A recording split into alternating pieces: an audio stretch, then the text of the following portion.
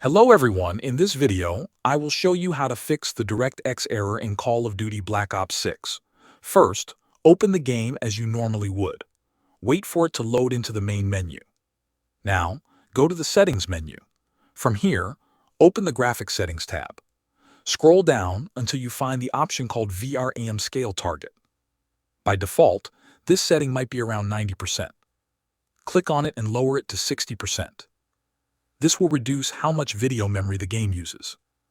Once you have set it to 60%, apply the changes and then restart the game.